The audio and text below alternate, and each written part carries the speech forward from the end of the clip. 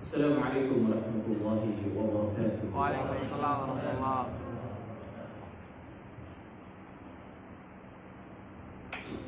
Innal hamdalillah nahmaduhu wa nasta'inuhu wa nastaghfiruh wa na'udzu billahi min shururi anfusina wa sayyiati a'malina. Man yahdihillahu fala mudilla lahu wa man yudlil fala hadiya lahu. Asyhadu an la ilaha illallah wahdahu la syarika lahu wa asyhadu anna Muhammadan 'abduhu wa rasuluh. Ya ayyuhalladzina amanu taqullaha haqqa tuqatih wa la tamutunna illa wa antum muslimun. Ya ayyuhan nas ittaqu rabbakum alladhi khalaqakum min nafsin wahidah wa khalaqa minha zawjaha wa bassa minhuma rijalan katsiran wa nisaa'a wattaqullaha alladhi tasaaluna bihi wal arham innallaha kana 'alaykum raqiba. يا أيها الذين آمنوا اتقوا الله وقولوا قولا سديدا يصلح لكم أعمالكم ويغفر لكم ذنوبكم ومن يطع الله ورسوله فقد فاز فوزا عظيما. أما بعد فإن أصدق الحديث كتاب الله وخير الهدي هدي محمد صلى الله عليه وعلى آله وسلم وشر الأمور محدثاتها فإن كل محدثة بدعة وكل بدعة ضلالة وكل ضلالة في النار. Ikhwani wa akhwati fillah, hadirin ma'asyiral muslimin ma'asyiral muslimat rahimani Allah wa iyyakum. Kita senantiasa bersyukur kepada Allah Rabbul Izzati wal Jalalah. Dialah Allah Rabbul Alamin yang telah menciptakan kita dan telah mensyariatkan kita atas kita apa-apa yang dibawa oleh Nabi Muhammad sallallahu alaihi wasallam. Tidaklah setiap umat yang dihadirkan oleh Allah Subhanahu wa taala ke muka bumi ini dari umat-umat sebelum Nabi Muhammad sallallahu alaihi wasallam kecuali Allah tabaraka wa taala mengutus di tengah-tengah mereka seorang rasul.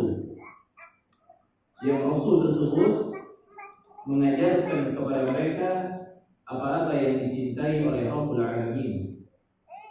Dan Rasul tersebut mengajak mereka kepada tauhid. Dan disebutkan di kulli ummatin syir'atan wa minhaj. Setiap umat yang ada di muka bumi ini, dari pergantian setiap umat dan kurun, di dalamnya terdapat syariat-syariat yang dibawa oleh para nabi dan manhaj cara beragama yang dibawa oleh para nabi. Dan tentunya Nabi Muhammad sallallahu alaihi wasallam ajarannya, syariatnya, manhajnya begitu besar. Karena beliau adalah nabi terakhir yang diutus oleh Allah Subhanahu wa taala ke muka bumi ini. Di dalam hadis yang mutawatir, Nabi SAW beliau bersabda, "La nabiyya ba'di." Tidak ada nabi setelah aku nanti. Tetapi Allah Subhanahu wa taala menjaga agama Islam ini sehingga menjadi besar dan sampai kepada kita semua daripada sunnah Nabi tanpa ada satupun yang tertutupi. Karena Allah Subhanahu wa taala telah memilih para sahabat Nabi radhiyallahu taala anhum sebagai orang-orang yang terbaik. Yang disebutkan oleh Allah, kuntum khairu ummatin ukhrijat lin-nas ta'muruna bil ma'ruf wa tanhauna 'anil munkar. Bahwa kalian adalah sebaik-baiknya umat. Yang dimaksud ayat ini adalah yakni para sahabat Nabi sebagai umat yang terbaik yang Allah Subhanahu wa taala keluarkan kepada manusia. Yang saat itu manusia berada di atas kejahilan, berada di atas kebodohan, dan mereka semua tidak memiliki jalan arah tujuan. Hendak kemana mereka akan pergi? Maka orang-orang yang beriman kepada Nabi SAW pada saat itu mereka adalah disebut sebagai as-sabiqunal awwalun, baik mereka muhajirin atau mereka ansar. Dan Allah akan ridha kepada orang-orang yang mengikuti mereka, walladzina tabauhum bi ihsan, dan orang-orang yang mengikuti mereka dengan ihsan. Ihsan, maksud ihsan di dalam ayat ini adalah mengikuti mereka dengan baik tanpa melihat ke kanan dan ke kiri. Karena jalan kehidupan, tata cara beragama kita sebagai seorang muslim, dapatnya kita tata cara beragama pada hari ini sudah tercampur dengan tata cara beragamanya ahlul kitabain. Sudah banyak tata cara beragama orang-orang kufar. Bahkan budaya-budaya jahiliyah itu sudah sangat berkembang pesat sehingga Islam datang kepada kita khususnya di negeri ini dalam keadaan sudah tercampur dengan apa? Dengan budaya dan tradisi yang beraneka ragam. Tentunya ini menjadi fitnah yang berat bagi kita. Orang-orang yang berpegang kepada sunnah adalah orang-orang yang betul-betul peduli kepada perkara agama yang akan dia pertanggungjawabkan nanti di yaumil qiyamah. Tapi orang-orang yang tidak peduli, mereka mencukupkan diri dengan beragama, mengikuti kebanyakan manusia tanpa mereka bisa mau memilih mana yang hak dan mana yang batil. Dan Allah Subhanahu wa taala sendiri menegaskan, kalau seandainya kalian mengikuti kebanyakan manusia yang ada di muka bumi ini, cara beragama mereka, cara mereka hidup, cara mereka berjalan di muka bumi, maka kalian yudilluka an sabilillah, akan menyesatkan kalian dari jalan Allah. Sesat dari jalan Allah ada beberapa penjelasan dari para ulama. Di antara kesesatan adalah seseorang yang mereka bodoh tapi mereka tidak mengetahui kalau mereka adalah bodoh. Ini sangat berbahaya. Dan di antara jalan seseorang yang akan diangkat oleh Allah Subhanahu wa taala dari kesesatan apabila mereka jahil namun mereka menyadari bahwa diri mereka jahil. Maka tentunya ada bagi mereka pintu-pintu taubat dari Allah Subhanahu wa taala. Tapi bagi orang-orang yang terbiasa mengikuti tradisi budaya yang bukan dari Islam dan mereka merasa benar di atas budaya tersebut, karena ini sudah banyak dilakukan oleh kebanyakan manusia yang mereka lihat dengan mata mereka, maka pada akhirnya mereka akan terus semakin dalam berada di atas kesesatan. Dan di antara kesesatan yang paling besar adalah menyelisihi Nabi Sallallahu Alaihi Wasallam. Ini merupakan dosa dan kesesatan yang sangat besar. Allah mengatakan di dalam Al-Quran, "Wa may yushaqiqir rasul min ba'di ma tabayyana lahul huda." Siapa saja orang-orang yang menyelisihi Nabi Sallallahu Alaihi Wasallam setelah datang kepada mereka huda, petunjuk dari Allah Subhanahu Wa Taala. Wa yattabi' ghayra sabilil mu'minin. Kemudian mereka memilih jalan, mengikuti jalan yang bukan jalannya para sahabat. Nuwallihi ma tawalla wa nuslihi jahannam wa sa'at masir. Kemudian mereka semakin menyimpang dan kemudian disimpankan oleh Allah Subhanahu wa taala. Kenapa? Karena jalan-jalan selain daripada jalan Allah itu adalah jalan-jalan yang penuh dengan godaan.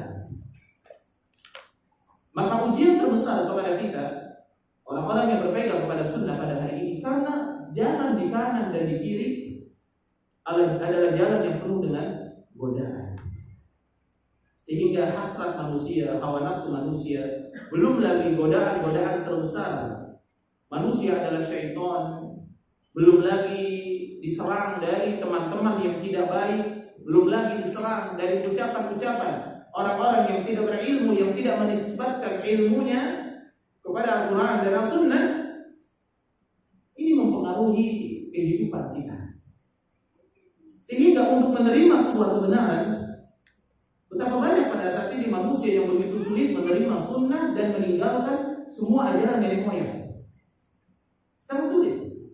Bahkan banyak di antara mereka bertahap.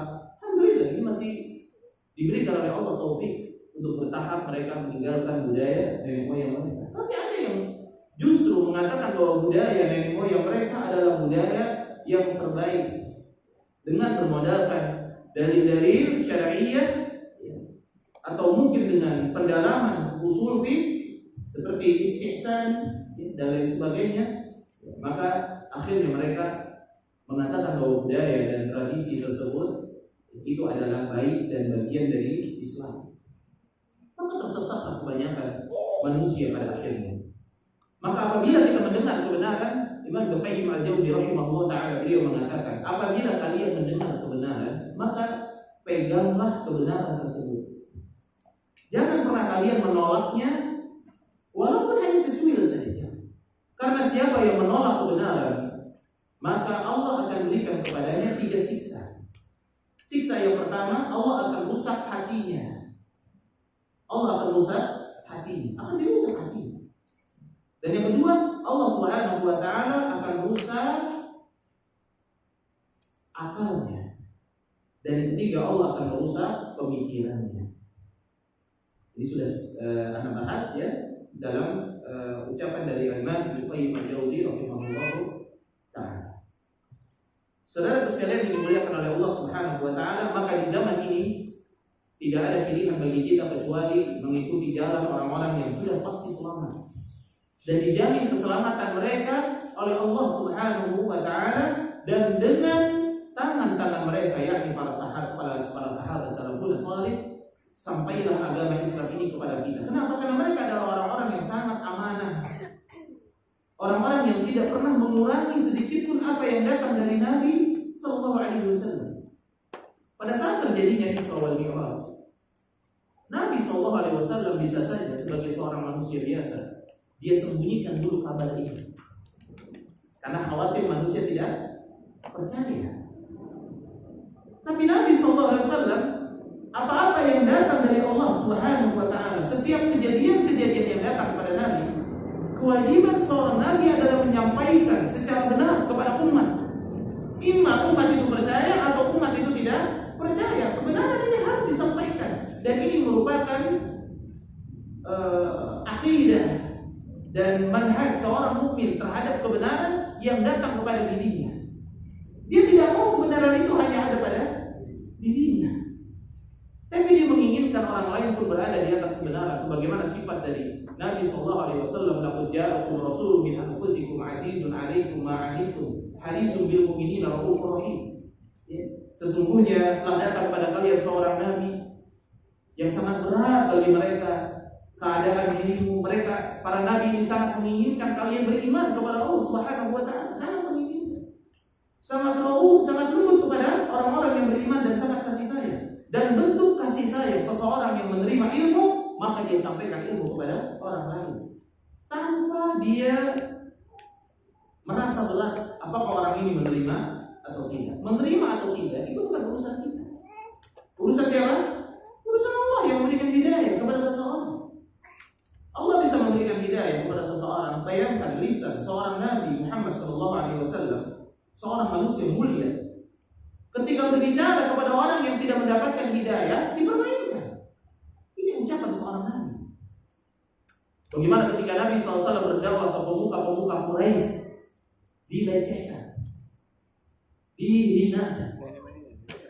Begitu juga Nabi SAW berbicara kepada Abu Thalib, pamannya, yang sudah membela Nabi SAW ketika ibunya meninggal dunia dan kemudian diurus oleh Abdul Muthalib, dan kemudian Abdul Muthalib meninggal dunia, maka diurus oleh pamannya Abu Thalib sampai dia menjadi seorang nabi. Dalam riwayat berumur 40 tahun dijaga oleh pamannya. Kemudian ketika pamannya ingin meninggal dunia, datang Nabi SAW menyampaikan kepada pamannya, "Qul la ilaha illallah, la ilaha illallah, uhajju bika indallah." Saya akan berhujjah nanti di hadapan Allah. Tapi pamannya tidak mau, fa'abah, tidak mau. Ya. Begitu juga Nabi Ibrahim alaihissalam kepada bapaknya, menyampaikan kebenaran kepada bapaknya. Maka ini sudah menjadi ciri khas keislaman seseorang. Apabila mereka mengenal sunnah, maka dia menyampaikan sunnah ini kepada orang-orang yang belum mengenal sunnah, sesuai dengan apa yang dia dapat. Baik, barakallahu fiik. Kita pembahasan pada kali ini adalah tentang bulan Rajab, tentang hal-hal yang dianjurkan di bulan Rajab atau hadis-hadis tentang bulan Rajab, ya, hadis-hadis yang palsu, ya, atau hadis-hadis yang dhaif, dan hal-hal yang dilarang pada bulan Rajab. Tentunya hal tersebut orang-orang yang sudah terbiasa ta'lim, mereka akan mengetahuinya dan secara garis besar sudah paham. Tapi tentunya untuk istiqamah di atas pemahaman, kita membutuhkan ilmu yang senantiasa diulang. Al-Imam Al-Muzani dia membaca bolak-balik kitab itu sebanyak 500 kali. Atau bin Abi Rabah, seorang tabi'in, murid Ibnu Abbas, ketika dia sedang ngobrol, tiba-tiba ada anak muda yang membacakan hadis. Maka dia memberhentikan obrolannya dan kemudian dia menghadap ke pemuda tersebut. Dan dia mendengarkan hadis yang dibacakan oleh pemuda tersebut, lalu dia mengucapkan jazakallahu khairan. Maka ditanya kepada Atha bin Abi Rabah, apakah kamu belum pernah mendengar hadis ini? Kata Atha bin Abi Rabah, aku sudah mendengarnya dan aku sudah meriwayatkannya jauh dari sebelum anak muda ini dilahirkan di muka bumi. Karena ketika kita mendengarkan ilmu, mendengarkan dalil, itu menjadi kekuatan bagi diri kita. Maka kita lihat para asatizah kita yang mengajarkan kita semua ilmu, mereka adalah justru orang-orang yang sibuk untuk menuntut ilmu. Dan kalau mereka mengikuti daurah asatizah, maka kita melihat mereka hanya mengulangi kitab-kitab yang sudah mereka dalami selama ini. Kitab Tauhid, salah satu usul Nawaqidul Islam, Sittatul Mawadhi, ya. Kan seperti itu, Qawaidul Arba'. Dan terus diulang-ulang beratus-ratus kali. Ketemu syekh tersebut, daurahnya Qawaidul Arba'. Bertemu dengan syekh tersebut, daurahnya Kitab Tauhid. Bertemu dengan syekh tersebut, ya, pembahasan tentang akidah al-wasithiyah, al-ibtidah, dan semuanya kasih syubhat. Walaupun para ustaz ini sudah menghafal matanya, dia sudah mengetahui maknanya, tapi terus kenikmatan dalam menuntut ilmu. Apalagi kita sebagai orang-orang yang talibul ilmu atau sebagai orang-orang awam. Rajab ini merupakan bulan yang disebut merupakan arba'atu ashhur, yaitu 4 bulan, arba'atu bulan. 4 bulan yang merupakan yang diagungkan oleh Allah Subhanahu wa taala. Yang pertama adalah bulan Zulqa'dah, kemudian bulan Zulhijjah ketika seseorang itu melaksanakan haji. Dan di dalamnya ada Yaumun Nahar, hari apa? Seseorang itu menyembelih hewan kurban. Dan kemudian bulan Muharram, tempat bergantinya tahun di dalam Islam, ya. Dan kemudian bulan Rajab. Allah Subhanahu wa taala berfirman, "Inna 'iddatash shuhuri 'inda Allahi 12 shahra fi kitabillahi yawma khalaqas samawati wal ardh minha arba'atu hurum." Sesungguhnya bilangan bulan pada sisi Allah Subhanahu wa taala adalah 12 bulan. Sebagaimana Masehi juga 12 bulan. Ya, Masehi 12 bulan dan Masehi memang sudah ada terlebih dahulu, ya. Dan adapun Islam, ya, itu ada beberapa bulan-bulan yang dirubah, ya. Tapi bulan-bulan ini sebenarnya sudah ada di bulan-bulan pada masa Jahiliyah, karena bulan Rajab ini juga disebutkan di dalam riwayat dia memiliki 12 nama atau memiliki 17 nama. Saya tidak perlu sebutkan karena ini juga tidak penting, ya. Dahulu orang-orang Jahiliyah menjadikan bulan Rajab ini adalah bulan yang diagungkan, sehingga mereka berpuasa secara khusus di bulan Rajab. Dan mereka juga menyembelih atirah. Atirah itu adalah hewan kurban. Mereka menyembelih hewan kurban. Begitu juga farah. Farah itu adalah hewan yang baru lahir anak pertama. Maka mereka menyembelih hewan tersebut untuk berhala. Itu khusus di bulan apa? Rajab. Makanya di dalam Islam, ya, bagaimana kedudukan bulan Rajab tersebut? Karena ada sebuah hadis yang menerangkan bahwa Rajab ini merupakan bulannya Allah Subhanahu wa taala. Apakah hadis ini sahih? Para ulama berselisih dalam masalah hadis tersebut. Dia mengatakan hadis ini adalah hadis yang dhaif, ada yang dhaif jiddan, mengatakan hadis ini munkar, ya, tapi tidak sampai kepada derajat sahih. ya, bahwa sesungguhnya Rajab ini adalah bulan yang diagungkan di dalam Islam yang merupakan 4 bulan haram. Yakni apabila seseorang beribadah pada bulan Rajab dari ibadah-ibadah sunnah seperti dia berpuasa sunnah Senin dan Kamis atau Ayyamul Bid, atau dia berpuasa Daud, atau dia melaksanakan sholat mutlak atau sholat yang muqayyad yang biasa dia lakukan di bulan-bulan yang lain, maka di bulan Rajab tersebut hendaklah seorang muslim, ya, dia senantiasa bermujahadah di bulan-bulan haram tersebut dengan ibadah yang lebih bagus. Dan di bulan haram tersebut hendaklah seorang mukmin menjauhi dosa-dosa, karena dosa pun balasannya sangat dahsyat di sisi Allah Subhanahu wa taala. Nanti kita akan jelaskan. Dijelaskan bahwa tidak ada satupun nas di dalam Al-Quran dan As-Sunnah yang menunjukkan secara khusus bulan Rajab itu memiliki ritual ibadah yang dikhususkan di dalam sunnah. Tidak ada. Jadi di bulan Rajab tidak ada satupun ibadah yang dikhususkan untuk bulan Rajab. Tidak ada. Yang disebutkan di dalam nas-nas dalil adalah tentang keutamaan dan keagungan daripada bulan Rajab atau bulan haram. Di antaranya adalah bulan Rajab. Seperti bahwa siapa orang-orang yang berdosa akan dilipat gandakan dosanya, atau orang yang beramal soleh maka akan dilipat gandakan amalan soleh yang dilakukan pada bulan tersebut. Hanya dalil-dalil dalam masalah ini saja. Dalil-dalil tentang keutamaan bulan-bulan haram. Al-Imam At-Tabari dan juga selainnya, beliau meriwayatkan dari Ibnu Abbas radhiyallahu taala anhu tentang ayat di atas, yakni di dalam surah At-Taubah ayat 36. Beliau menyampaikan yang dimaksud dengan ayat di atas mana jangan kamu menganiaya diri kamu sendiri di 4 bulan itu. Maka beliau berkata, jangan kalian itu menganiaya diri kamu di semua bulan tersebut, yang 4 bulan ini. Kemudian Allah Subhanahu wa taala mengkhususkan 4 bulan dan menjadikannya sebagai bulan-bulan haram yang diagungkan. Dan Allah jadikan dosa di bulan ini lebih dahsyat, dan amalan saleh di bulan ini dilipat gandakan oleh Allah Subhanahu wa taala.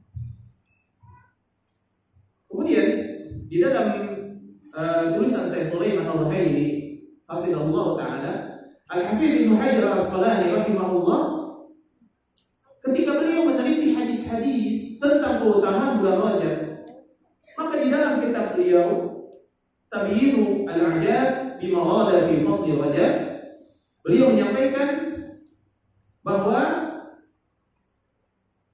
tentang tidak sahihnya hadis yang berkaitan tentang puasa Rajab. Beliau menyatakan, Ibnu Hajar Al-Asqalani menyampaikan bahwa tentang tidak sahihnya hadis-hadis yang berkaitan tentang keutamaan puasa Rajab. Tidak ada satupun hadis yang sahih. Dan jangan sampai kita terkena ada beberapa syubhat, ya, orang-orang yang menyampaikan dari ungkapan Ibnu Hajar Al-Haytami. Mereka berpegang dengan pendapat tersebut bahwa hadis-hadis yang dhaif itu tidak boleh dijadikan hujjah dalam akidah dan hukum saja. Adapun dalam masalah ibadah yang sifatnya utama, maka boleh menggunakan hadis-hadis yang dhaif. Padahal tidak demikian jumhur, bahwa hadis-hadis yang dhaif itu tidak bisa dijadikan sebagai hujjah dalam akidah, dalam hukum, dan juga dalam ibadah. Kecuali apabila dia ittiba' syawahid, jadi mutaba'at syawahid, dia hanya mengikuti dalil-dalil yang sahih. Misalkan ada dalil yang tidak sahih, ya, tentang satu amalan, kemudian amalan tersebut ada dalil yang sahih tentang amalan tersebut, kemudian ada dalil-dalil yang sahih yang menerangkan keutamaannya. Contoh misalkan dalam masalah dalil keutamaan menuntut ilmu, dalil keutamaan menuntut ilmu, ya. Begitu juga salat sunnah, misalkan 2 rakaat dan lain sebagainya, salat sunnah mutlak. Ya, salat sunnahnya dari tentang salat sunnah ini sahih. Tetapi keutamaannya banyak juga dijelaskan oleh dalil-dalil yang tidak sahih. Bukan berarti menghilangkan keutamaan tersebut. Jadi dalil-dalil yang tidak sahih, sebagaimana dijelaskan oleh Imam An-Nawawi, tidak boleh dimasyhurkan, ya, tidak boleh dijadikan sebagai landasan amal, dan harus diterangkan tentang hadis ini adalah hadis yang dhaif kepada manusia. Dan tidak boleh seseorang membacakan hadis dhaif kecuali dia mengatakan hadzal hadis dhaif. Ya, imma dhaiful isnad, ya, dhaif sanad-sanadnya atau dhaif dalam matannya. Ya. Itu harus diterangkan kepada umat. Dan tidak boleh seseorang menyampaikan hadis dhaif kemudian dia tidak menyampaikan bahwa hadis ini adalah dhaif, atau menyampaikan hadis dhaif ini dhaif tetapi dimasyhurkan. Dimasyhurkan itu dijadikan ini sebagai landasan dalam beramal. Dan tidak dibolehkan. Tetapi orang-orang yang berpuasa secara khusus di bulan Rajab, mereka berpegang kepada pendapat Ibnu Hajar Al-Haytami dari saudara-saudara kita, ya. Banyak kaum muslimin yang berpegang kepada bahwa hadis-hadis dhaif boleh dipergunakan untuk dalam perkara-perkara ibadah. Ini menyelisihi jumhur, ya, dan menyelisihi sunnah Nabi sallallahu alaihi wasallam. Ya. Baik. Beliau mengatakan lagi, ya, maka hadis-hadis, ya, yang tidak sahih tidak boleh dijadikan sebagai hujjah tentang keutamaan bulan Rajab, tidak dibolehkan. Dan tentang puasa Rajab dan juga tentang puasa tertentu di bulan Rajab itu tidak dibolehkan untuk dijadikan sebagai dalil. Ya. Apalagi salat khusus malam di bulan Rajab. Walaupun mereka ketika salat malam di bulan Rajab seperti salat ghaib, ya, mereka itu menyandarkannya itu kepada salat malam sebagaimana ya salat malam bahwa Allah turun ke langit dunia, ya. Maka kemudian salat tersebut memiliki keutamaan tertentu. Adapun salat ghaib itu mereka lakukan, nanti akan Anda jelaskan. Mereka melakukannya itu adalah pada antara maghrib dengan isya, ya. Dan ada keutamaan tertentu begini dan begini. Nanti kita akan jelaskan tentang bid'ah-bid'ah di seputar bulan Rajab. Dan juga kita melihat dari para tabi'in bahwa mereka menukilkan bahwa tidak disyariatkannya puasa secara khusus di bulan Rajab. Bahkan dahulu Umar bin Khattab radhiyallahu taala anhu, beliau dalam masalah ini, ketika ada orang-orang yang berpuasa pada bulan Rajab, itu sampai dipegang tangannya sampai menyentuh nampan nasi. Pegang tangannya sama Umar bin Khattab sampai menyentuh nampan nasi, dan kata Umar bin Khattab, kamu makan. Karena sesungguhnya bulan Rajab ini adalah bulan yang diagungkan oleh orang-orang jahiliyah pada zaman dulu. Ini Umar bin Khattab. Ya, Umar bin Khattab melakukan hal demikian. Ya. Itu di dalam Musannaf Ibnu Abi Syaibah. Ya. Sampai seperti itu. Maka ini menunjukkan bahwa tidak ada secara khusus berpuasa di bulan Rajab, atau seseorang memulai puasa sunnahnya itu hanya di bulan Rajab. Ini ada pengkhususan namanya. Kalau dia sudah terbiasa puasa sunnah, Senin, Kamis dan lain sebagainya, dan dia tidak tahu, atau dia tahu ya seperti biasa saja, maka tidak jadi masalah. Tapi kalau dia bersemangat karena mungkin sudah terkena syubhat, ya, hatinya orang kalau sudah terkena syubhat ini memang sangat luar biasa. Kadang-kadang masih ada pengagungan, seperti orang yang sudah terkena syubhat, misalkan kesyirikan atau mitos-mitos. Kadang-kadang lewat jembatan kalau nggak klakson masih berat, atau lewat kuburan nggak ngucapin salam masih berat. Ya. Atau yang terkena syubhat khawarij, misalkan kalau memuji pemerintah dengan doa yang baik, kayaknya masih berat. Ya, masih berat. Apa mungkin? Kan hukumnya bukan hukum Islam. Kalau sudah terkena dengan syubhat ini, berat atau tidak? Masa saya ngedoain kebaikan sama pemerintah yang berbuat doa? Berat untuk menyembunyikan keburukan seorang pemimpin, memberikan nasihat secara sembunyi-sembunyi, berat. Karena sudah terkena apa? Syubhat.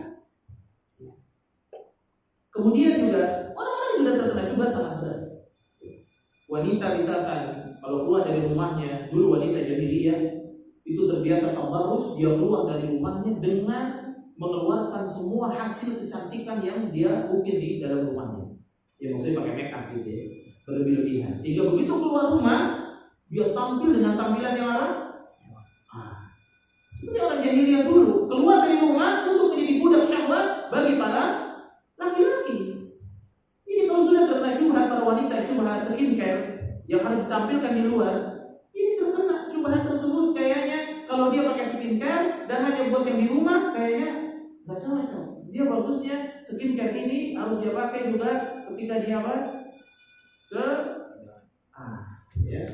tempat-tempat tertentu. Berat kayaknya kalau tidak menggunakan dulu pakai lipstick, sekarang ada udah nggak pakai lipstick tapi pakai lip eyes. Nah, dulu nggak pakai yang macam-macam, tapi sekarang pakai yang tipis-tipis aja. Ya, dulu nggak minyak wanginya menebar, kalau sekarang minyak wanginya dikit-dikit aja daripada bau badan kita. Boleh, itu namanya syubhat dan syahwat. Jadi kalau sudah campuran syubhat dengan syahwat. Jadi orang-orang yang sudah terkena syubhat itu sangat berat memang. Ada sedikit saja contoh dalam masalah Rajab. Pada akhirnya dia melakukan satu amalan di bulan Rajab.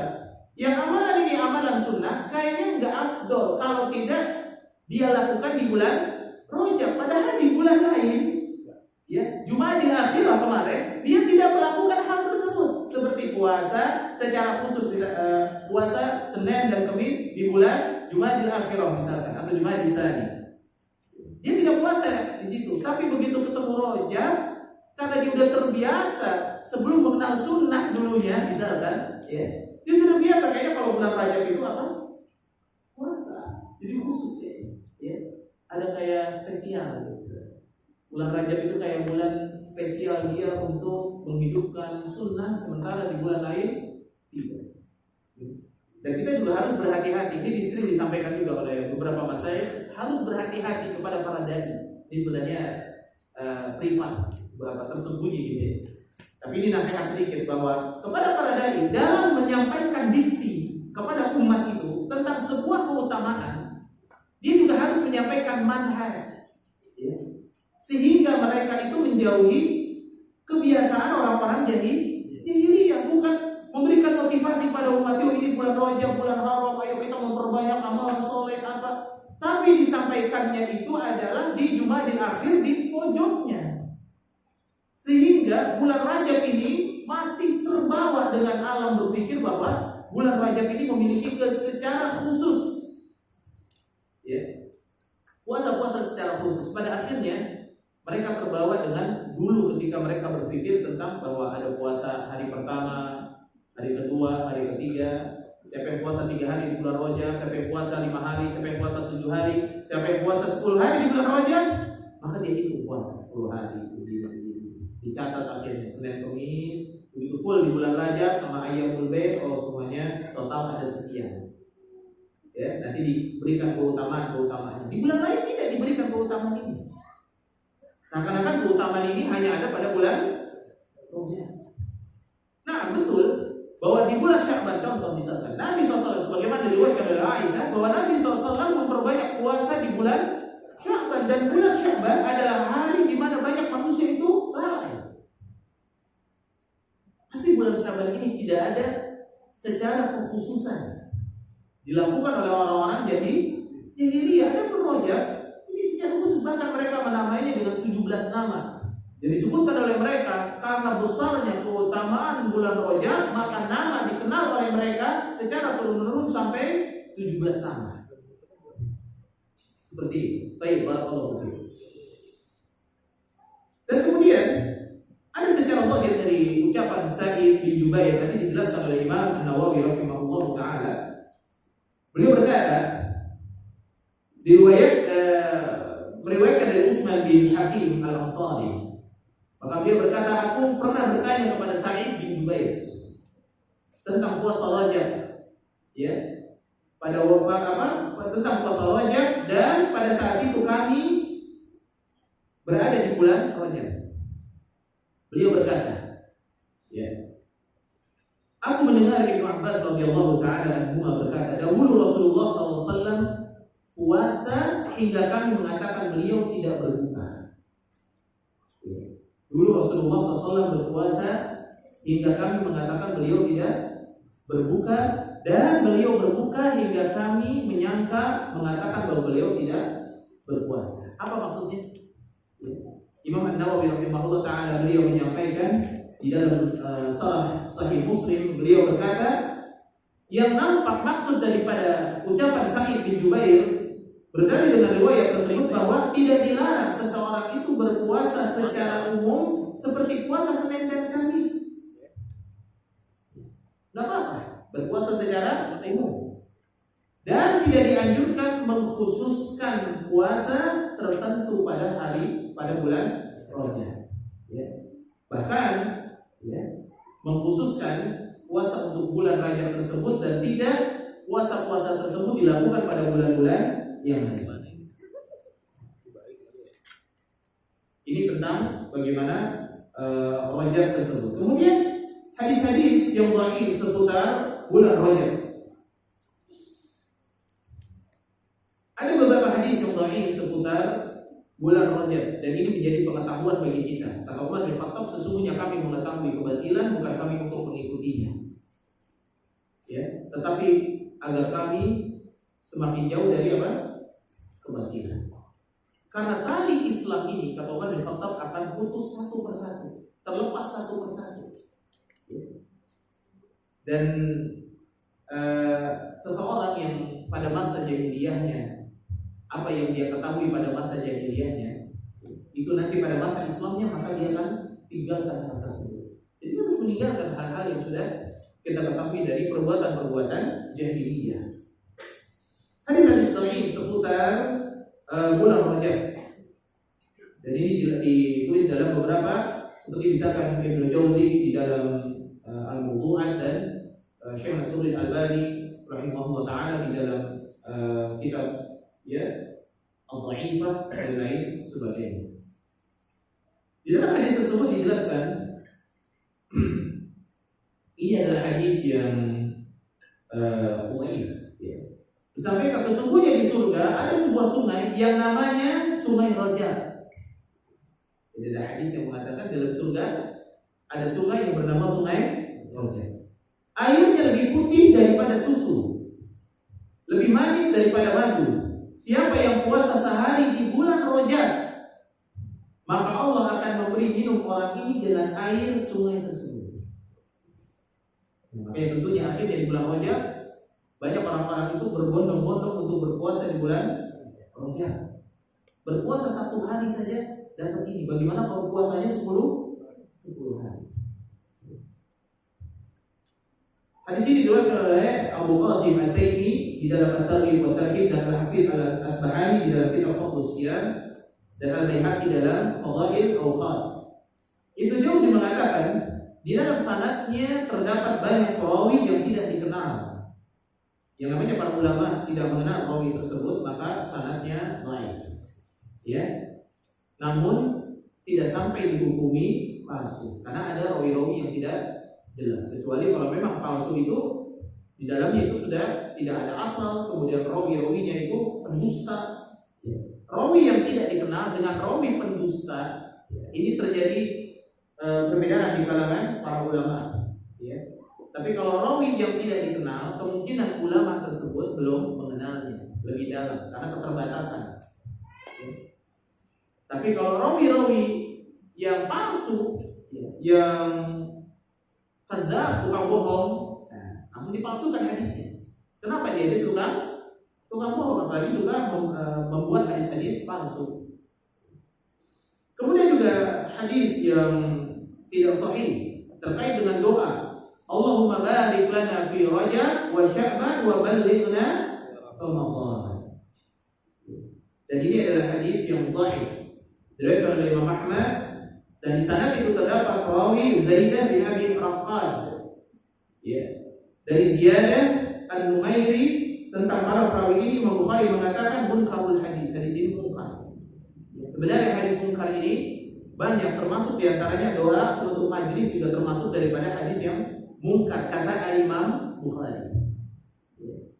Dan kita dalam kitab Imam di dalam kitab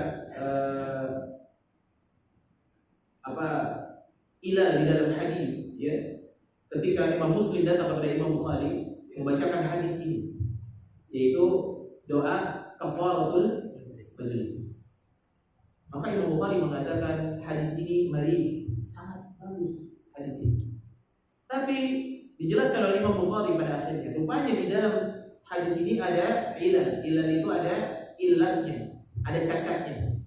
Ya, dijelaskan oleh Imam Bukhari dari 4 jalur periwayatan yang di dalamnya terdapat cacat. Ya. Maka kata Imam Muslim, aku tidak mengenal orang yang faqih dalam masalah ini kecuali engkau.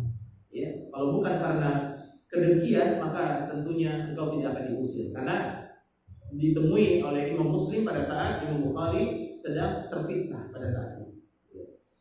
Baik, ini juga dijelaskan oleh Syekhuna Abdul Hasan Al-Jadullah hafizahullah taala tentang mungkar hadis kafaratul majlis. Tetapi sebagian para ulama menjelaskan hadis tersebut adalah hadis yang sahih. Yang mengatakan hadis ini mungkar adalah Imam Bukhari. Ya. Adapun kita berpegang apabila ini adalah menyangkut tentang doa, ya, sama seperti ini, Allah barik lana fi Rajab wa Sya'ban wa balighna Ramadan, doa silakan diucapkan oleh seseorang selama tidak menisbatkannya secara pasti kepada siapa? Kepada Nabi. Karena hadis ini tidak marfu. Hadis ini juga tidak mauquf, ya.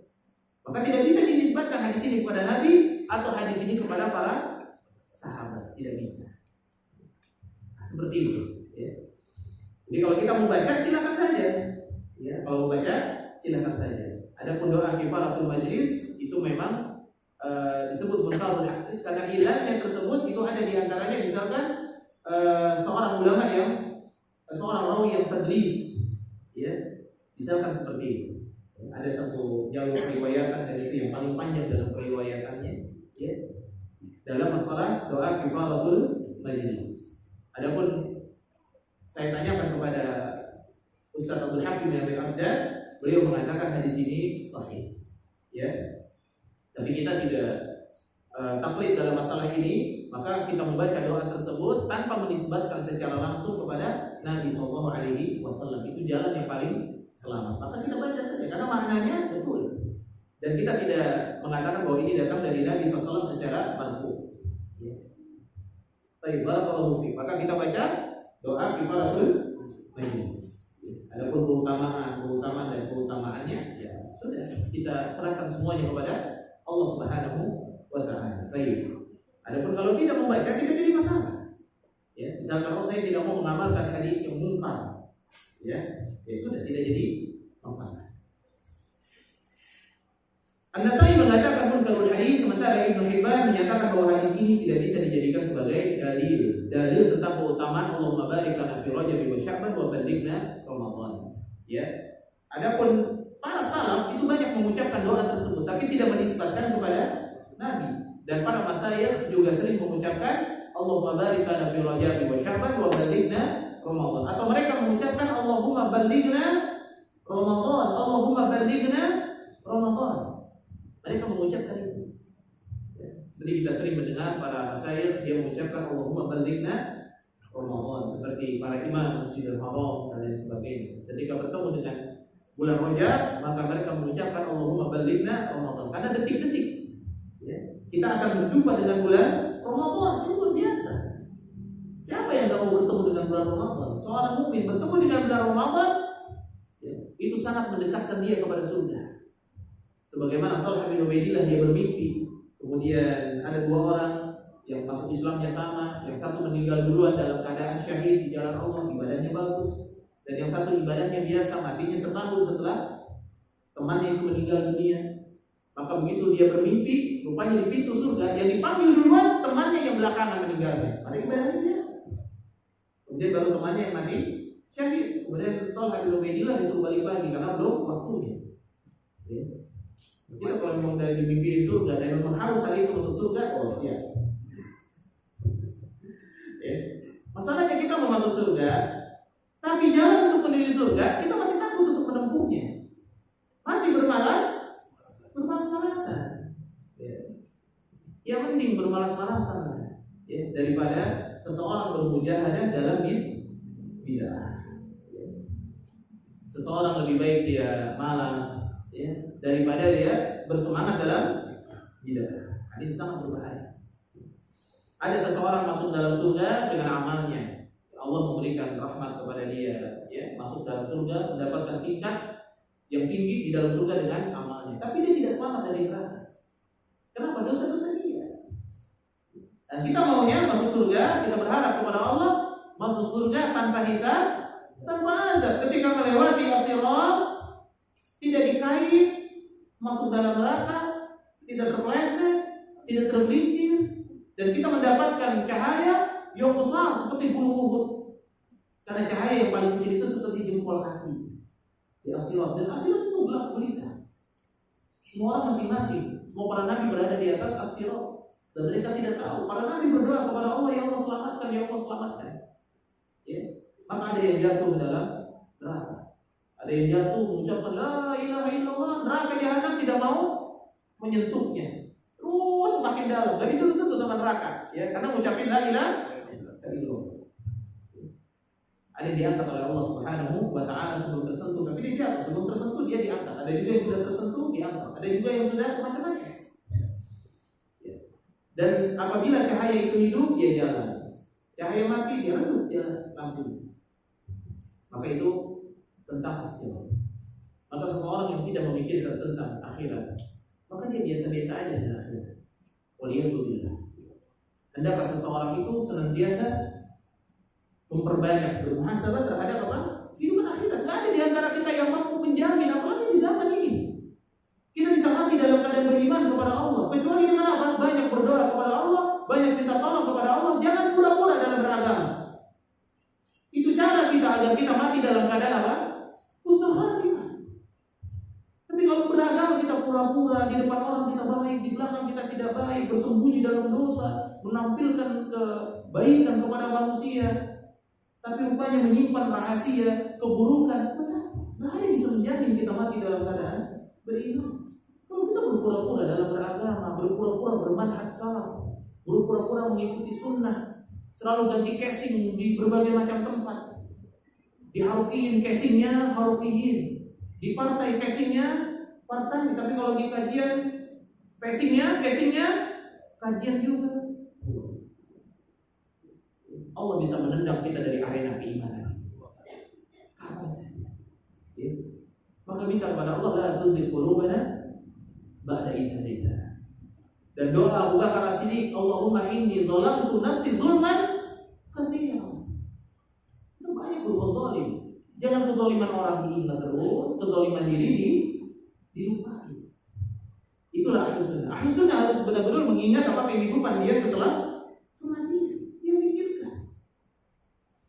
Baik, barakallahu fiik. Kemudian hadis yang selanjutnya, hadis yang dhaif, ya, yang sangat dhaif sekali. Hadis dari Imam Al-Baihaqi, sesungguhnya Nabi SAW tidak pernah berpuasa setelah Ramadan selain di bulan Rajab dan di bulan Sya'ban. Sampai ada hadis ini, Nabi SAW tidak pernah puasa, yakni puasa sunnah tatawwu, ya, setelah bulan Ramadan selain di bulan Rajab atau di bulan Sya'ban. Padahal Nabi SAW puasa di bulan Syawal dan lain sebagainya. Tapi yang dimaksud oleh beliau di dalam hadis ini walaupun dhaif, tetapi dijelaskan oleh para ulama, maksudnya puasa mutlak yang tidak terikat dengan waktu. Ya. Ibnu Hajar mengatakan bahwa ini adalah hadis munkar. Disebabkan adanya perawi yang bernama Yusuf bin Atiyah. Ya, siapa yang tidak kenal dengan Yusuf bin Atiyah? Ya, itu orang yang sangat dhaif sekali. Tapi jalur periwayatan dia sangat banyak. Ya, jalur periwayatan dia sangat banyak. Kemudian hadis yang maudhu tadi yang saya sampaikan, Rajab adalah syahrullah, bulannya Allah. Ya, dan Sya'ban syahri, ini bulanku, kata Nabi. Dan Ramadan adalah bulan untuk umatku. Pernah dengar hadis ini? Sering. Ya. Kadang-kadang kita suka terbawa dengan hadis yang tidak sahih. Diriwayatkan oleh Abu Bakar An-Naqasi, Al-Hafidz Abdul Fadl Muhammad bin Nasir mengatakan An-Naqasi adalah pemalsu hadis. An-Naqasi adalah pemalsu hadis. Dan yang kedua dia seorang pendusta. Ya. Ibnu Jauzi dan As-Saghani, As-Suyuti menyebutkan hadis ini adalah hadis maudhu. Hadis ini adalah hadis maudhu. Ya. Jadi tidak ada hadis-hadis yang menerangkan tentang apa tadi? Rajab adalah bulannya Allah. Al-Rajab syahrullah. Wa Sya'ban syahri. Wa Ramadan syahrul ummati. Jadi kalau ada yang membacakan hadis ini, kita sudah tahu nih. Ya, ini pasti riwayatnya adalah Abu Bakar An-Naqasi. Dan Abu Bakar An-Naqasi dijelaskan bahwa dia adalah pemalsu hadis dan seorang pendusta. Dikatakan oleh Ibnu Jauzi dan juga As-Saghani dan As-Suyuti bahwa hadisnya maudhu, palsu. Kita selesai. Jadi kalau dibacakan ini, langsung panggil ustaznya. Kasih kopi dulu. Ustaz apa? Tadi antum bacakan hadis ini. Apa antum sudah baca rawinya di dalam kitab apa hadis ini mungkin sahih atau tidak? Mana mungkin satu bulan diakui sebagai bulannya Allah, apalagi menisbatkan kepada siapa? Kepada Allah. Dosa yang paling besar kata Imam Syafi'i adalah seseorang yang berbicara tentang Allah tanpa hak. Oke, sampai dikatakan oleh beberapa masyayikh mengatakan tidak boleh seseorang berbicara tentang agama duduk di atas mimbar kajian sampai dia telah mempelajari al-aqidah, al-wasithiyah dan lum'atul i'tiqad. Itu tentang asma wa sifat. Ini bahaya. Karena merentetannya itu panjang. Kalau ada seorang ustaz tidak mengenal tentang fikih asma wa sifat, tidak mengenal tentang tauhid asma wa sifat, ya, apalagi dia tidak mengerti tentang tafsir, tidak mengerti tentang tahrif, tidak mengerti tentang ta'til, tidak mengerti tentang takyif, berbicara nanti tentang takdir, kesesatannya luar biasa. Makanya asma wa sifat ini sangat penting bagi seorang dai. Dan sekarang lagi ada daurah di Al-Wildan, itu adalah daurah kitab Aqidah Al-Wasithiyah. Ya, Ustazuna Firanda Al-Dirja Hafizahullah Ta'ala. Ya, kalau kita mau mendalami, bisa kita beli dulu kitab Lum'atul I'tiqad. Jangan langsung Aqidah Al-Wasithiyah, jangan Lum'atul I'tiqad. Ya, kalau mau mempelajarinya secara tadarruj, perlahan seminggu sekali kita hadir di Masjid An-Nabawi. Ya, Ustaz Abu Sahar. Beliau membedah kitab apa? Lum'atul I'tiqad. Datang kita pada maghrib setiap Selasa malam, Rabu malam Selasa. Selesai. Sudah selesai sudah. Akhir. Oh akhir sudah. Kemarin masih libur ya. Iya ada libur ya. Ini terakhir nanti mungkin diulang lagi. Berharap sama Allah diulang lagi. Udah lama udah berapa tahun ya. Ya Lum'atul I'tiqad. Apalagi beli dengan syaratnya Syekh Al-Utsaimin.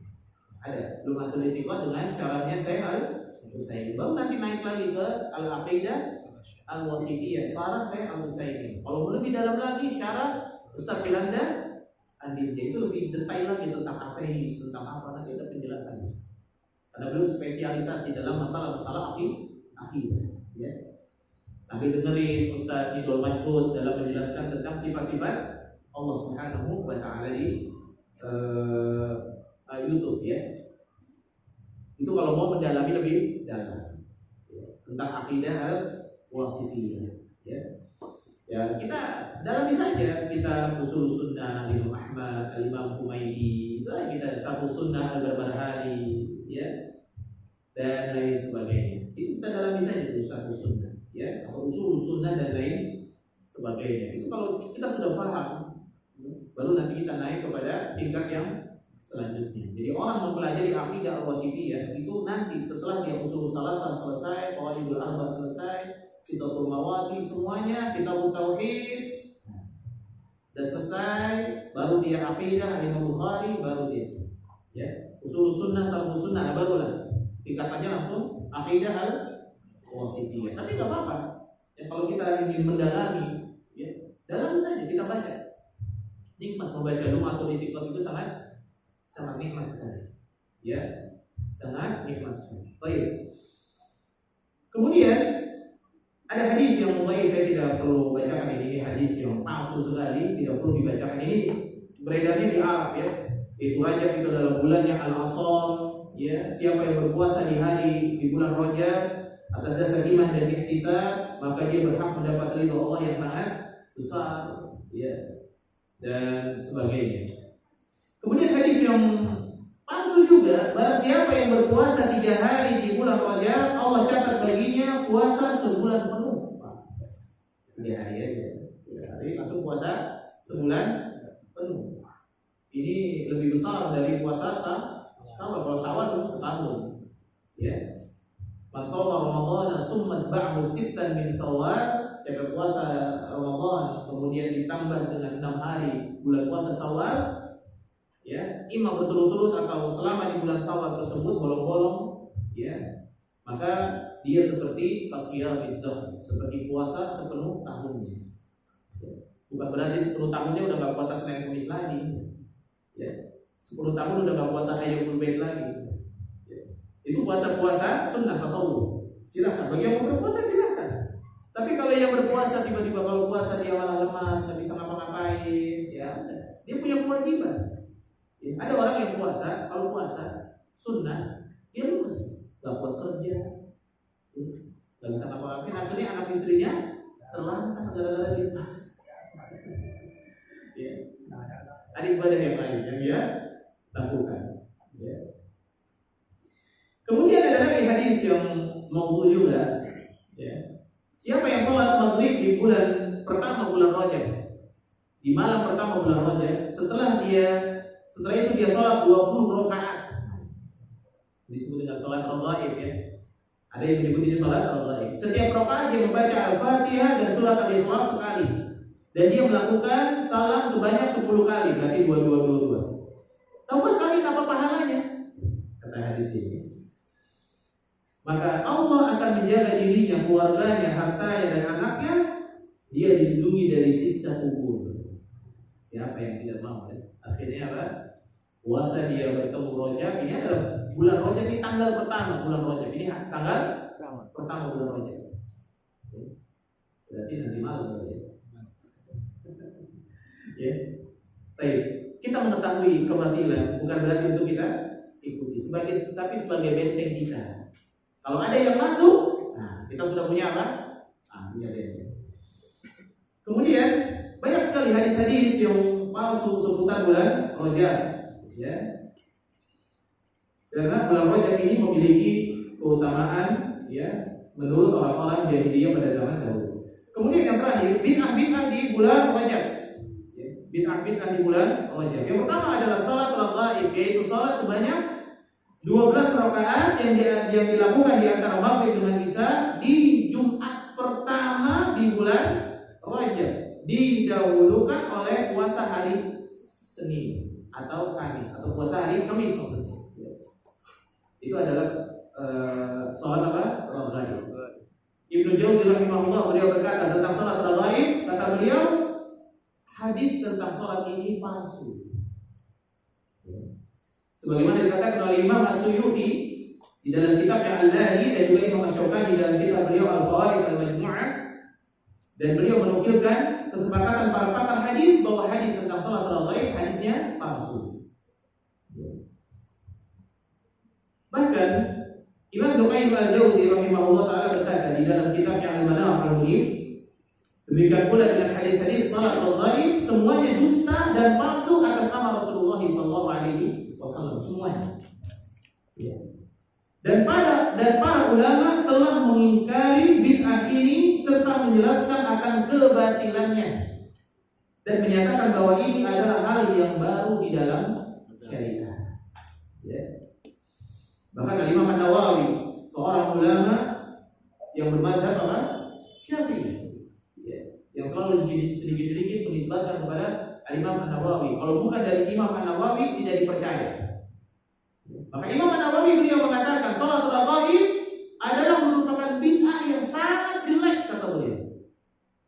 yang jelek, yang mungkar dan yang sangat mungkar. Gak tanggung-tanggung beliau ngomong. Salat al-ghaib adalah bid'ah yang jelek, yang mungkar dan yang sangat mungkar. Bahkan dia mengatakan lagi dengan tegas, yang meliputi semua kemungkaran. Yang meliputi semua kemungkaran. Ya. Kasih aja pendapat ini dari pendapat Imam An-Nawawi. Ya. Jelaskan. Karena kasihan saudara-saudara kita kaum muslimin, ya, yang pada akhirnya mereka berpegang kepada salat al-ghaib. Ya. Bid'ah ini harus disampaikan kepada umat ini. Bid'ah ini jangan sampai ini. Dan ketika seseorang menyampaikan bahwa ini adalah bid'ah, hendaklah dia memiliki hati yang lapang. Ketika terjadinya apa? Ada orang-orang yang tidak suka. Ya. Kalau dia senangnya dipuji sama orang, ya nggak usah disampaikan dulu. Dan banyak orang yang senangnya apa nih? Dipuji, disenangi oleh orang. Begitu menyampaikan ini nanti malah tidak disenangi. Jadi ini bid'ah yang jelek, mungkar dan sangat mungkar, bahkan mencakup semua banyaknya kemungkaran. Maka kata beliau, wajib bagi seseorang meninggalkannya, berpaling darinya, serta mengingkari pelakunya. Harus diingkari pelaku yang melakukan salat al-ghaib.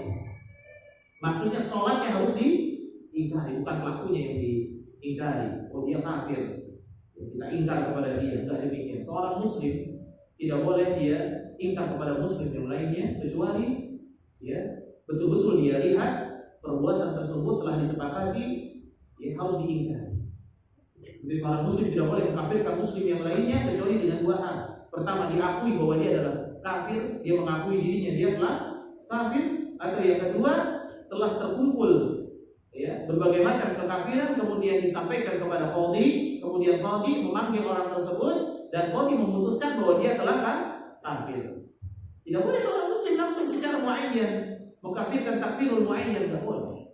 Ahlul kiblah tidak boleh dikafirkan gara-gara dia meninggalkan sholat, meninggalkan puasa lalu kafir ya. Maka serahkan semuanya kepada qadhi. Sampaikan kepada qadhi, dia udah nggak sholat, dia udah nggak puasa, dia udah nggak zakat, dia nggak haji. Bahkan dia ngomong ini nggak wajib semua buat dia. Bahkan dia ngomong semua agama benar. Bukti-bukti tersebut diadukan ya, kepada qadhi. Misalkan sudah meresahkan ya, diadukan kepada qadhi. Ya, walaupun saya tanya kepada lawyer, ya salah satu murid saya, dia lawyer, saya tanya, adakah kita bisa mengajukan kepada hakim dan lain sebagainya bahwa orang ini sudah begini, kata dia nggak bisa. Ya, di hukum Indonesia tidak bisa, karena urusan beragama itu adalah urusan sendiri. Ya, kalau di Arab Saudi bisa, ya, itu begini, maka dilihat, ya. Maka kemudian ketika ingin mengkafirkan orang tersebut, ini laporan ini diberikan dulu kepada para hay'ah kibarul ulama, ahlul fatwa. Ahlul fatwa langsung nggak serta-merta beda. Kalau ahlul fatwanya adalah mungkin sudah terkena syubhat khawarij atau syubhat lain sebagainya, ya gampang aja udah begini udah kafir. Ya. Langsung takfirul muayyan. Ketika ada nama yang disebutkan di sana dan dia adalah ahlul kiblah, maka hay'ah kibarul ulama dia akan merinci dulu. Kenapa dia meninggalkan sholat? Kenapa itu dirinci? Diambil berbagai macam sisi pendalilan. Dan kata Mas saya itu membutuhkan waktu yang lama. Karena tidak boleh mengkafirkan seseorang muslim. Ayat kibarul ulama ketika menetapkan orang tersebut dengan perbuatan-perbuatannya si fulan kafir. Ini resiko buat apa? Fatwa yang salah dalam mengkafirkan. Makanya tidak berani dalam masalah ini. Tapi kalau mengingkarinya dalam bentuk amalan, bahwa amalan tersebut adalah amalan orang-orang kafir, itu wajib. Dia nggak sholat, amalan ini amalan orang-orang kafir. Tapi tidak boleh mengkafirkan seseorang mukmin yang dia ahlul kiblah. Ya. Sampai betul-betul dia ngaku saya kafir. Ya. Ini nggak sembarangan dalam mengkafirkan orang, apalagi dia mah siapa si Ucup kafir dia mau dia. Ya. Apalagi pemerintah langsung siapa? Prabowo kafir. Hukumnya udah bukan hukum Allah. Siapa lagi Bahlil kafir. Allah. Dari mana? Ya, hanya gara-gara dia kesel gitu. Ya kecuali kalau memang yang agamanya adalah agama kafir, agama selain Islam. Ya. Dia non muslim, dia kafir, ya dia tetap dikatakan sebagai kafir. Tidak boleh ragu kalau itu. Dan itu takfirul muayyan boleh kalau dalam hal tersebut. Ya. Maka tidak boleh seseorang menjatuhkan dia kafir, dia musyrik, dia munafik secara pribadi. Baik, barakallahu fiik. Dan tidak selayaknya seorang muslim tertipu dengan banyaknya orang yang melakukannya di negeri-negeri kaum muslimin. Ya. Dan semua salat tersebut bahkan dijelaskan oleh ya seorang ulama tasawuf ya, di dalam kitab Ihya Ulumuddin ya, yaitu siapa? Imam Al-Ghazali ya. Dan selain daripada beliau juga bahwa ini adalah bid'ah yang batil, sampai beliau saja mengatakan ini bid'ah yang batil. Kemudian salah satu bid'ah yang ada di bulan Rajab adalah merayakan malam 27 Rajab. Malam apa, Pak? Isra Mi'raj. Mereka berkeyakinan malam 27 Rajab itu adalah bulan di mana Nabi SAW melakukan Isra wal Mi'raj. Ya, walaupun ini terjadi berbagai macam pendapat di kalangan para ulama tentang Isra wal Mi'raj. Maka di antara bentuk perbuatan bid'ah adalah merayakan dan menghidupkan malam 27 Rajab untuk sholat malam dan berpuasa di siang harinya. Ini perbuatan bid'ah. Dikatakan di dalam Hasiyah Ihya Ulumuddin Al-Hafidz Al-Iraqi, beliau menyampaikan hadis tentang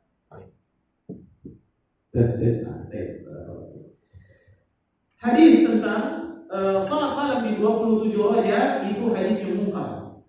Sebagaimana Al-Hafidz Ibnu Hajar juga menyatakan kepalsuan hadis dari Ibnu Abbas, ya. Dan para ulama mengingkari tentang perayaan pada malam Isra wal Mi'raj. Ya. Ini belum selesai perayaan Maulid, sampai masih ada spanduknya, masih ada di malam ini masih ada yang merayakan Maulid Nabi. Mungkin jadwal ustadznya terlalu apa? Padat. Ya.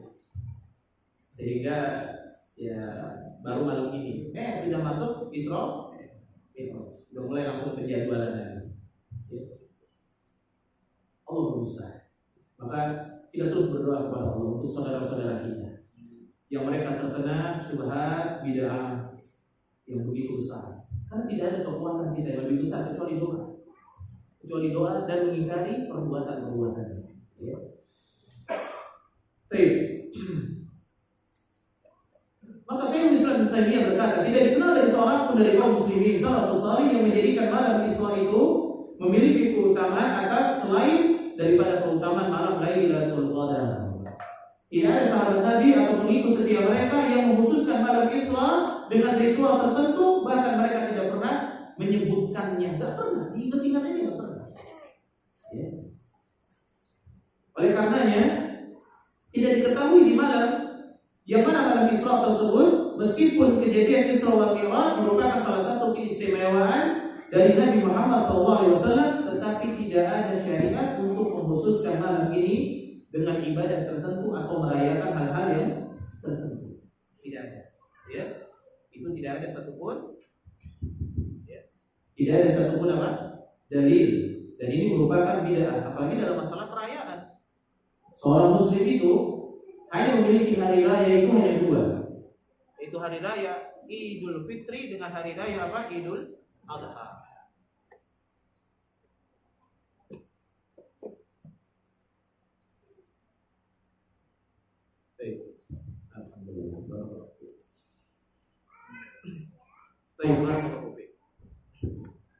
Maka seseorang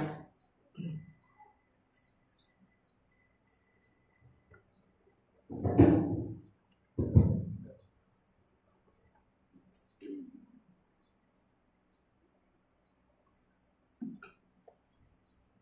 tes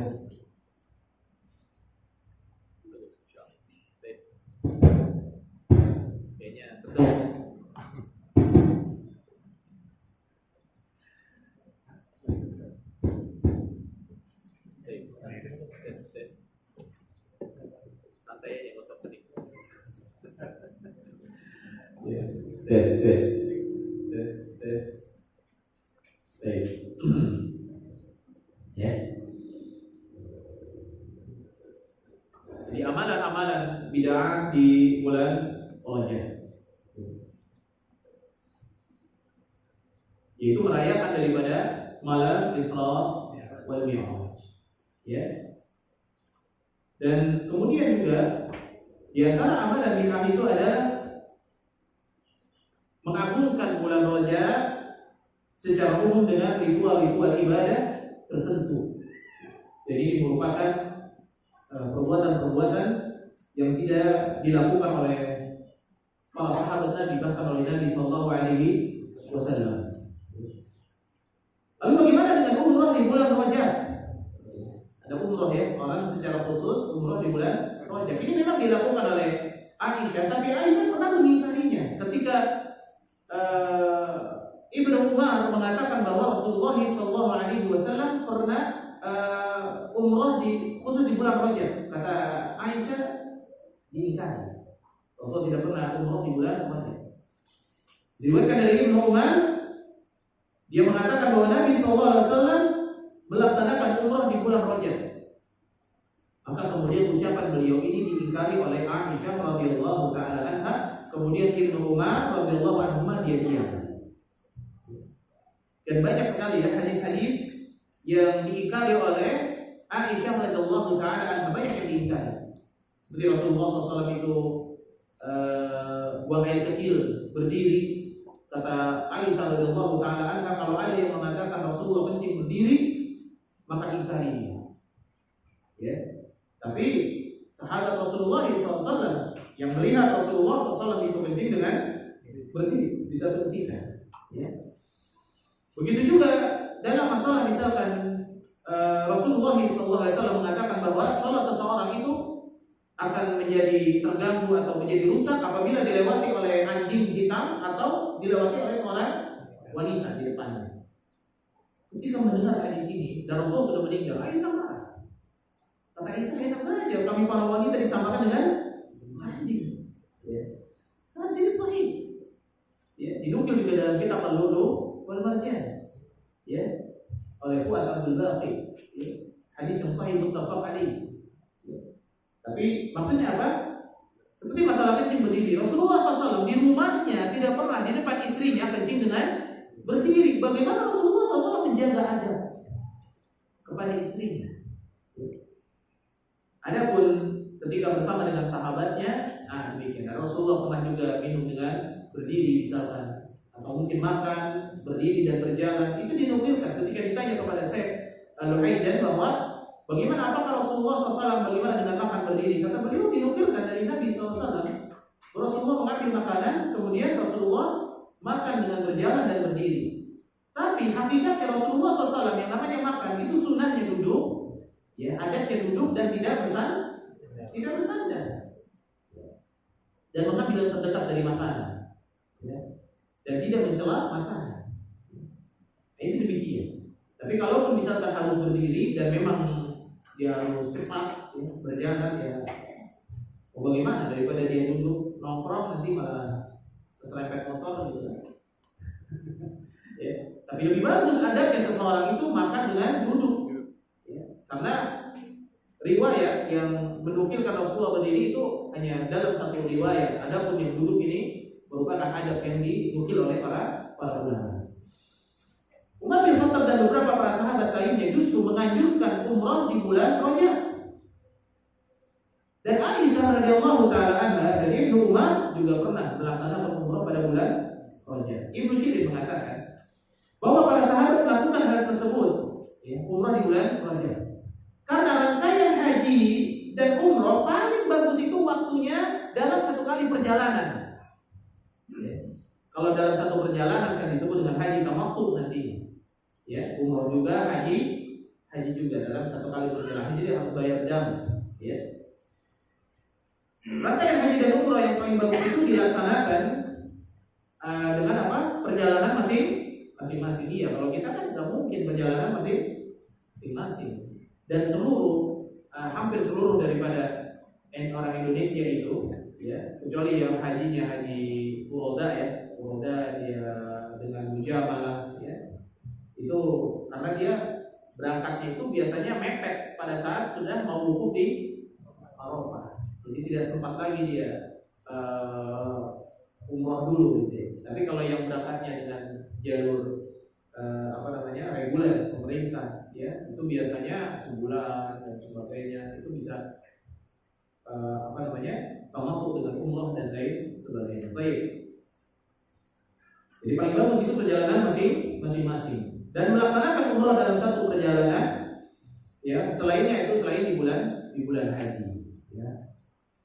Maka Ibnu Rajab menunjukkan, ya, menjelaskan tentang hal ini bahwa melakukan umrah di bulan Rajab hukumnya dianjurkan. Beliau berdalil dengan Ibnu Umar bin Khattab yang melakukan di bulan Rajab dan dipraktekkan juga oleh Aisyah radhiyallahu taala anha dan juga dipraktekkan oleh Ibnu Umar radhiyallahu taala anha. Semoga Allah Subhanahu wa taala memberikan kebaikan pada kita semua dan kita mengetahui bahwa sesungguhnya bulan Rajab ini adalah bulan yang termasuk daripada bulan haram, tetapi tidak ada satupun dalil yang sahih yang menerangkan tentang keutamaan bulan Rajab. Adapun keutamaan bulan haram jelas, siapa yang beribadah di bulan tersebut dengan ibadah yang biasa dia lakukan, dan tentunya seorang mukmin lebih bermujahadah dengan ibadah-ibadah sunnah yang dia lakukan di bulan haram tersebut. Dari bulan Zulqa'dah, Zulhijjah, Muharram dan juga bulan Rajab, dia perbagus amalan soleh dia dan jangan menzalimi diri mereka di bulan tersebut. Jangan buat gara-gara, gak usah ribut, gak usah berantem. Bukan berarti setelah bulan Ramadan berantem lagi, ya, enggak begitu. Ya, nanti bulan Rajab diajak berantem, oh sebentar, ini bulan Rajab, saya enggak mau berantem, nanti Sya'ban. Dan demikian, ya. Baik, barakallahu fiik. Mungkin ini yang bisa Anda sampaikan. Semoga Allah memberikan kebaikan pada kita semua dan menjauhkan kita dari segala keburukan, dan apa yang kita ketahui dari hadis-hadis yang palsu ini jadikan oleh kita sebagai ilmu untuk membentengi diri kita dari berbagai macam kebatilan, syubhat, bid'ah yang mungkin akan datang ke telinga kita. Dan kalau kita sudah mengetahui hal tersebut, kita sudah punya benteng. Tujuannya sebagai benteng kita dari perbuatan-perbuatan kebatilan dan perbuatan bid'ah dan hadis-hadis yang palsu. Tapi di sini ada yang mau ditanyakan? Fadhal, sallallahu Nabi Muhammad wa ala alihi wa sahbihi wa baraka wa sallim. Kalau tidak ada yang ditanya, kita tutup saja. Yang ada pertanyaan, ya, kita akhiri dengan subhanallah wa bihamdihi asyhadu an la ilaha illa anta astaghfiruka wa atubu ilaik. Wa assalamu alaikum warahmatullahi wabarakatuh.